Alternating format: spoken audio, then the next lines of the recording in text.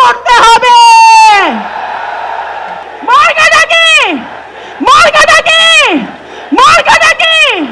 আমি একটি কথা বলতে চাই, আমাদের নেতৃবৃন্দরা দাবি দাওয়া করেছেন আজকের প্রধান অতিথি আমাদের বাংলাদেশ জাতীয়তাবাদী দল, বাংলাদেশের সবচেয়ে জনপ্রিয় দলের চেয়ারম্যান জনাব তারেক রহমান। গত 20টি বছর আপনার অপেক্ষায় বৃহত্তর ফরিদপুর ছিল। এই অঞ্চলের নিগৃহীত মানুষ, অত্যাচারিত মানুষ এবং বিশেষ করে গত 17 বছর আপনার অত্যাচারিত নিগৃহীত নেতাকর্মীরা আজকে উপস্থিত আছে আপনার সামনে।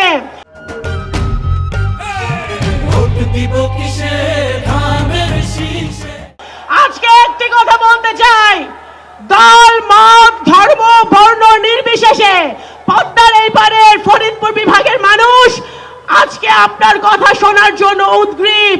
আপনি ছাত্র সমাজ, যুব সমাজ, এই অঞ্চলের নারী সমাজ, এই অঞ্চলের মুক্তিযোদ্ধারা যারা বসে আছে আমার ডান পাশে, তাদের জন্য আপনি আজকে কথা বলে যাবেন।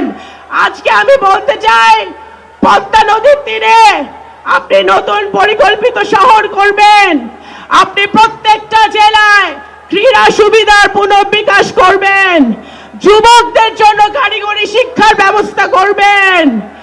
ফরিদপুরে গ্যাস পাইপলাইন সম্প্রসারণ এবং সবার দাবি ফরিদপুর বিভাগ করতে হবে। এবং একটি কথা বলে শেষ করি, আমরা যারা মুসলমান, আমরা ফজরের নামাজ পড়ে ইসলাম ধারণ করি, ঘুমাতে যাওয়ার আগ পর্যন্ত ইসলাম ধারণ করি, ইসলাম আমরা পালন করি। ইসলাম পালন করার বিষয়, পালন করার ধর্ম, ইসলাম বিক্রি করার ধর্ম না।